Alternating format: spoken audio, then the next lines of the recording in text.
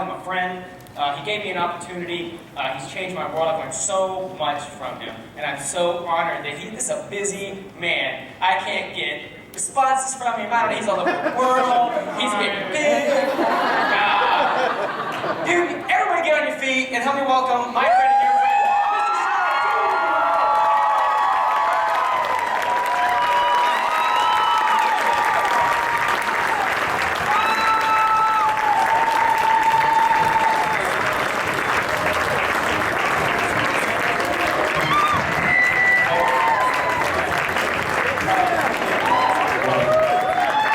So Jimmy, let me tell you something about Jimmy. Yeah, because Jimmy, all right, so Jimmy, I was doing the very first test group of Insanity in New York, 2008, October, and Carl was like, oh, I have a Beachbody coach, you know, he does P90X, which I love, but he does P90X, and, you know, I want him to come in there and do the Insanity workout. You should consider him for your videos. And I was like, whatever, all right, you know. I was like, all right, Carl, whatever, right? Jimmy comes in the room. I was like, what's up? Exactly. Just like that. No, I'm not lying. Like, I was just like that. He was on the floor with his hat sideways. What's up? That's all I got from him. I'm not even going to try to roll up in my class with your P90X shirt. Right? So now mind you, like, these people are in a test group, so they're, you know, I think they were probably like 3 or 4 weeks in. Yeah, y'all were about 30 days in. Yeah, we were only like 3 or 4 weeks in or something. And, you know, so they're not like all the way ripped yet, but they're, you know, they're getting fit. I mean, if you've done Insanity, you know, after 3 weeks, you start to feel. So we were like, all right, you know what I mean, wear your P90X shirt, warm up, let's go, boom. Boom. Boom. Boom. Boom. Let me tell you, after round 2, who was back in the room like this? Up against the wall. Jimmy. We're friends. He just sent me a text message the other day of him in his underwear and his body, hugging his body though. That's how good of friends we are. Yeah, he looks good though. So, he's a good success partner, I'll tell you that much. Don't respond to your text messages, don't try it. Anyways, what's up everybody? So, thank you guys for having me here. This is cool. How you guys, are you happy about it being 5 years? Who's been here for 5? Okay. Alright, good. 4? 3? What's up, man? 3? 2? And then first? Oh,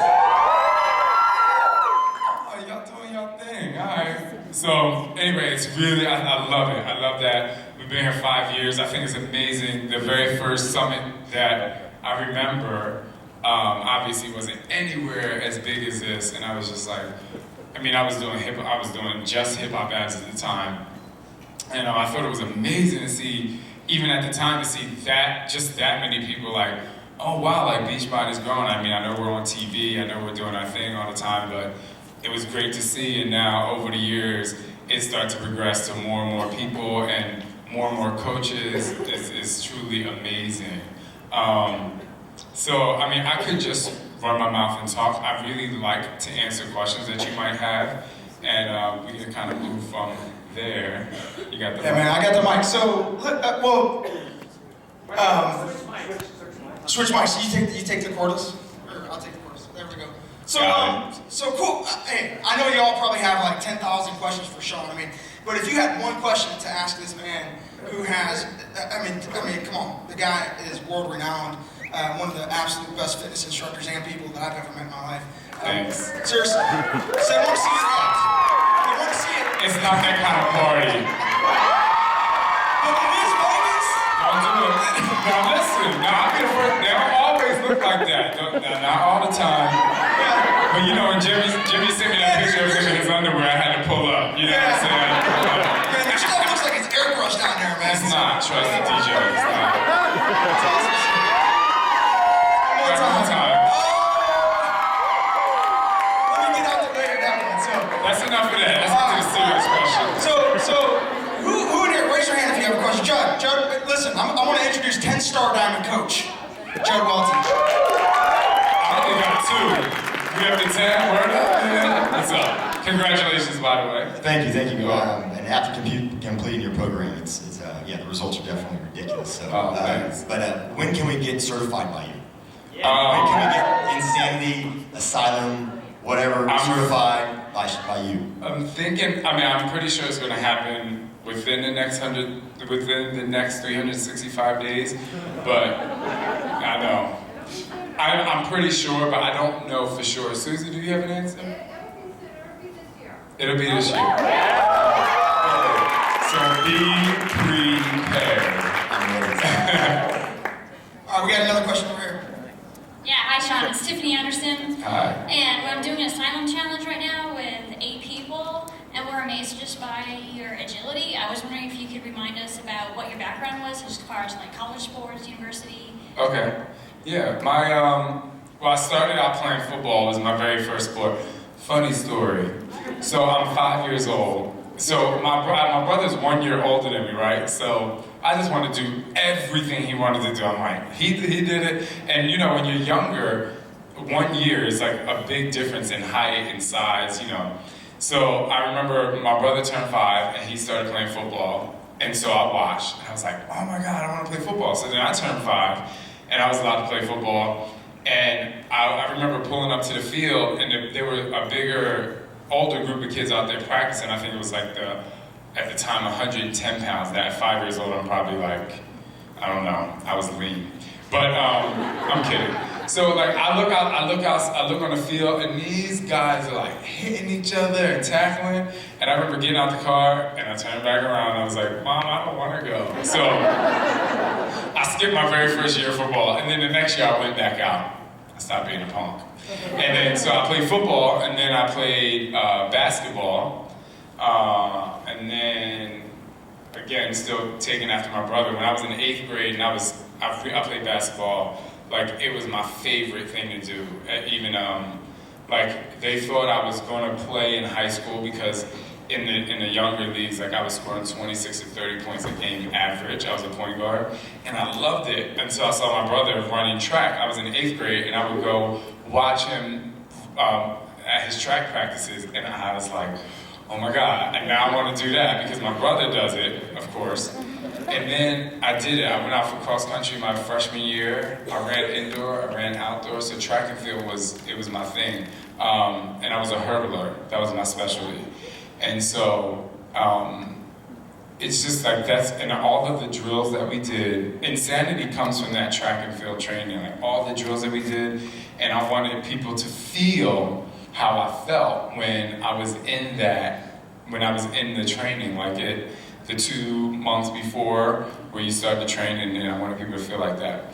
As far as my agility goes, it really comes from when I was a hurtler. You had to do so many different drills. Like they would set up the little hurdles, like maybe for 40 meters. You had to sprint, jump over, jump forward, run backwards, jump over. We did like pop over with both feet. So there was so many different agility sequences that we did that when Insanity was over and we wanted something new, I actually started to create a second round of Insanity, and I was just like, there needs to be something that can hold people accountable for their movements. And really, I always talk about the core, but you don't really, you know at the end of the 60 days, but when you do Asylum, you know, like in those in and out abs when you gotta jump in the third box, you have to lift with your lower abs in order to get your feet there. So that's kind of like where my background was.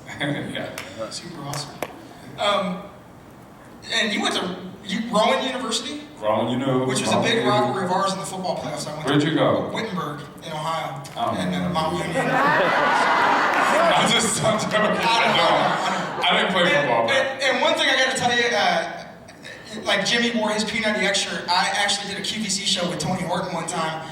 And I was sitting in, the green room, getting ready for the show, right? You've done QVC. And I'm sitting there, and Tony's like, man, how's your workouts going? I'm like, great, I started doing this Insanity thing that Shaun did. And so it was like the opposite effect, It was the opposite. I'm like, gonna do P90X and QVC. But anyway, hey, I want to introduce you to Dan Smith. He's a local coach to me in Bellevue, Ohio, also from the military. Loves your programs. He has a question for you. I met you before, no? I think. 2 different time actually. Okay, cool. Columbus and in the Bahamas. But my question is, I've been through insanity twice, been through asylum, did the hybrid. I want to know what's next. Like, I want to step it up again. Oh, you will. Oh, trust and believe. You have yet to experience volume 2. That's all I want to say. Oh, you'll be challenged. It's gonna get good. What's that? It's gonna get good. Going up? I mean, it's been Oh, okay. I was just checking. it's been real, but I'm looking at your arm. Something's been doing something right. You know what I mean? No, it's good. It's good. You'll be challenged in a way that you like. When is that coming out? I don't know. I ain't making no promises. Soon. I say I finished day 60 on Monday, and was it Tuesday I ran to your house? Put my, I'm in the military, National Guards, and I got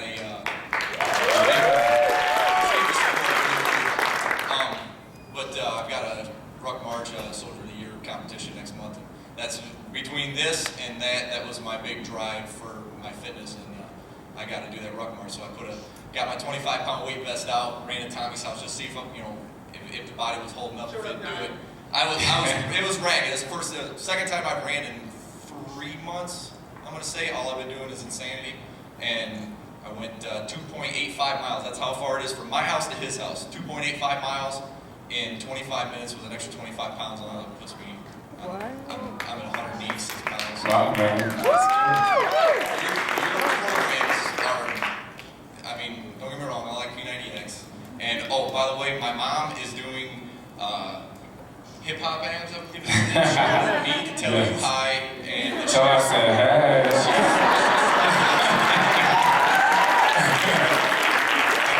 Cool. Thank you, man. Congratulations. Good luck with it. Hey, Tommy, can I ask a question since I have a mic on me? I have a question, Shaun. Yes, Jimmy. So in the last year, as I think everybody in here who has a fitness story, it's kind of an evolution. Like, you don't just, there's no end. So what's been kind of the biggest aha change in your own personal fitness since last summer? Like, what's been the biggest difference, either how you train, how you eat, what's like the next piece? What was for you personally? Finding accountability. Because contrary to popular belief, I go through the same struggles that you guys do, and the people you help out when it comes to eating, what to eat. I can't eat the same thing I ate 2 years ago and expect the same result because my body changes and my workouts change and what I was doing at the time changes. So it's really accountability, and where when I was younger it was easier for me to kind of be like, oh, I can do this and do that. Now it's just finding the core group of people that's going to help take you there. And when there is that place that's going to keep you on your lifestyle, the change for your path of your lifestyle change. And you were talking about, you must have read The Slight Edge, right? You are the average of the 5 closest people to you. And so my life is really all about that. So when I walked in and you said that, I was like, oh wow. Just really being able, if you constantly just say in your head, like, I have to keep my average up, maybe it might not be people, because sometimes you have to bring a person up to keep your average up. You might not just want to dump them off to the side because you want to go up, but it might require you to bring, I'm not sure if you've ever seen that image of someone walking up the stairs and reaching down and helping someone up, but that reach is your biggest lesson. Because when you teach somebody something, you reinforce what you've learned. Therefore, it's able to propel you to your next lesson. So that's kind of how And building off of that, when you're talking about reaching down and helping people, and that's what we do in the field. And we have a lot of people who are obese. And one of the things I struggle with is when I get somebody that's 280, 350, and they want to start with insanity, I get nervous about that. I mean, what would be your best piece of advice if we get people that are drawn to that program, but that are 100 pounds overweight, 80 pounds overweight? You know, there's like a couple of different answers to this question, but what I've realized, I'm gonna give you the answer and then I'll give you the Shaun T thing. The answer is you help them through that program. You help them through it all the way through. Like you then, because you've taken the pledge or signed a contract or whatever you do to become a coach, because you said, I'm going to now help people become better and happier for themselves. You can, like, if someone's like, I'm drawn to that, like, I want to do that, that is the thing that's going to motivate them because they were self-motivated to want to do that. So maybe they can't do a power jump. Maybe they're like, oh my God, like a lot of these things are hard. You know what? Maybe they do a Debbie squat. But they're doing something, and each time the range of motion becomes bigger until they hop. Until they can bring their knees up slightly, until they can do a power jump. And, you know, in so many of my test groups, like, there have been people that were like, you know, I used to walk in and be like, oh wow, like this might be difficult, but what I notice is that person is the one that's going for it the hardest. Because there's so many different fitness programs out there, right? None of them, I mean, even down to the thing that you wrap around your waist and it pulsates and tells you you're gonna give good abs. Right? No, you're laughing. But there's something good in that. Because somebody has the thought process in their head like, oh, like, this is gonna help me get better. So even if it's silly to us who knows what it feels like to work out, to them, they have the mindset of, they have that thought like, oh, I can do this. Maybe it's not the way that we think it should be done, but that's that first, you know, first step to making them better. So what I think is that when you have someone who has a lot of weight to lose, what I think is that they were sick of seeing it can happen by you drinking something, or it can happen in a week, and they're like, if I want to do this, I need to go hard and do it. Because we think that the person who has the most weight to lose wants the easiest way out, when really if you feel like you've worked out and you feel the result right away, because they will feel the result, they will feel the energy, they will feel the burn in their muscles, it will keep them coming back. And because they feel the result, it's kind of like, this is a very bad analogy, but it's kind of like a drug. Like the reason why people go back to a drug is because they want to feel that high again. But what we're doing is we're taking that high and turning it into a completely positive thing for your life. And so when you're like, oh my God, like, you know, you've all been, whatever workout you've been in, I always like to say insanity because I think, you know, plyometric cardio circuit, second thing is a nightmare. But like, when you're in the trenches of that and you're in the second round and you're doing the level 1 drills, the ski abs, the in and out abs, and you're like, why the hell am I doing this again? And then you finish, and then you're like, oh my God, that was so hard. But then what is the thing that makes you press play the next day? Because you feel like you accomplished something. So if that person comes to you, even if you're like, oh my God, this is gonna be hard, even if you have to mix it with something else to give them a little break, you motivate them through that thing because they're gonna feel that's what they're motivated by. Yeah.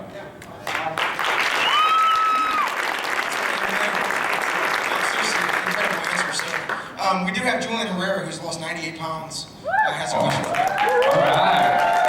What's up, man? Congratulations. Looking good. Thank you. I did P90X first, and then I did Insanity. I'm in the middle of asylum right now, so I was limping in and out here earlier. Like me, man. I wanted to say that one of the things that I'm thankful to you and your programs for, Shaun, is the accessibility for kids. I've had an opportunity. My niece is obese, and she's doing hip hop abs now. And I'm a youth sports coach, kind of Tommy, so I coach football and baseball, and I'm bringing the agility ladder out for the boys. And both of my boys love your program. So, what's your advice for kids, not just on the workout side of it, but for the food stuff? It's easy to talk to a guy who's 40 because his mortality's in front of him. Right, they're like, oh wait, yeah. With kids, and yeah, just your advice for kids with fitness. The advice for kids in fitness, honestly, now hear me all the way out before you tilt your head. Your advice for kids should be the same advice that it is for you. And what I say is, just like a kid should be able to, eat healthy and have a good, have the education to know what it's like to eat healthy, and that should be 85% of the way they eat. A kid should still be able to get a happy meal. Just like you should be able to eat really healthy and have fun and and live this lifestyle and still come to an event like this and have a drink. You know what I'm saying? There is no difference between you and the kid. If the kid sees you eating really healthy and saying, hey, let's have, a small ice cream tonight and share it, they will still get the same reward. And a kid shouldn't be called obese because it's not their fault. And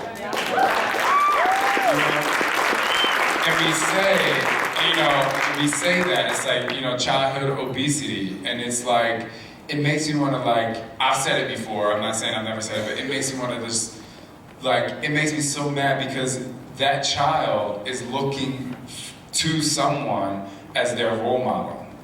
A child didn't get like that by themselves. An adult did. So when you see that, that's more of and I don't think you do this, but this is for anyone else who knows children that might have a little extra cushion, say it more like that rather than calling them obese, because that is such but they should live the same way, I say and do this all the time. Some of you may have heard it and some of you may have not. Because everybody says, what should I eat? My first response is well, you know what to eat, But then my next response is Shaun, stop. And then you say, I tell people like this, you take a big poster board or sheet of paper or whatever, and on one, you draw a line down the center, and on one side you write all the healthy foods that you love to eat, healthy foods, and on the other side you write all your fun foods that you like to eat. Healthy and fun. And as long as you're doing this 85% of the time, your life will be healthy. You know what I mean? And healthy meaning not just what you're intaking, but healthy as in I'm sane. Because I can tell you right now, if I don't get my peanut M&Ms, we gonna have a problem. Did you ever, seriously, did you ever, I'm sure a lot of us have, and I'm guilty of it too, but have you been I'm only gonna eat protein today.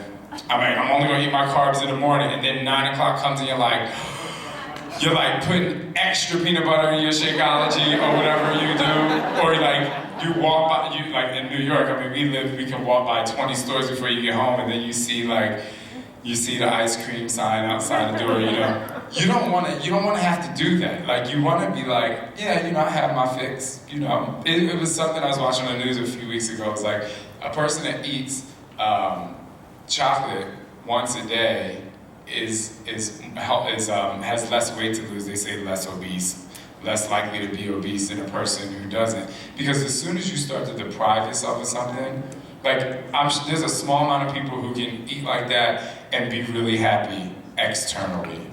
But most of us, you want to have a drink, you want to have something, something. So anyway, I don't even know where I'm going with that, except for Hey guys, listen, we gotta cut Shaun loose. He's got other meetings to be to, but man, give it up one more time. Thank you guys. Thanks so much.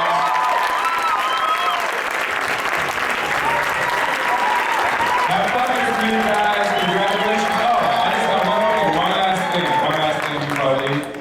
You guys, You are to be an extension of myself, or Tony, or Shalene, or Leandro, or Brent, or whoever. You guys are the extension. Like, we create these programs, and for me, I take the coaching thing very seriously.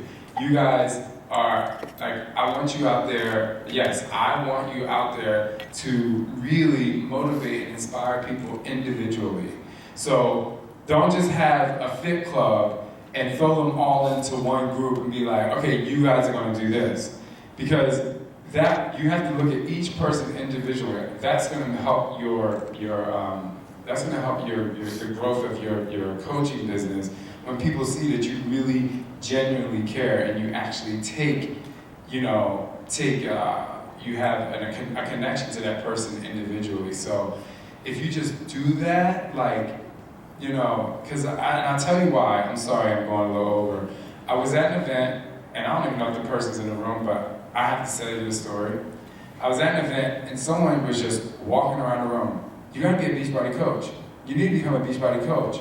You need to become a Beachbody coach. To random people that was just like buying clothes or going to eat a banana, like they were just like, and like when people saw that and they immediately affiliate me with Beachbody, and they're like, oh my God, it seems so fake because you just want people. But you shouldn't just want people, you should want individuals, and you should want to help them change their life individually. I gotta go. Thank you guys very much.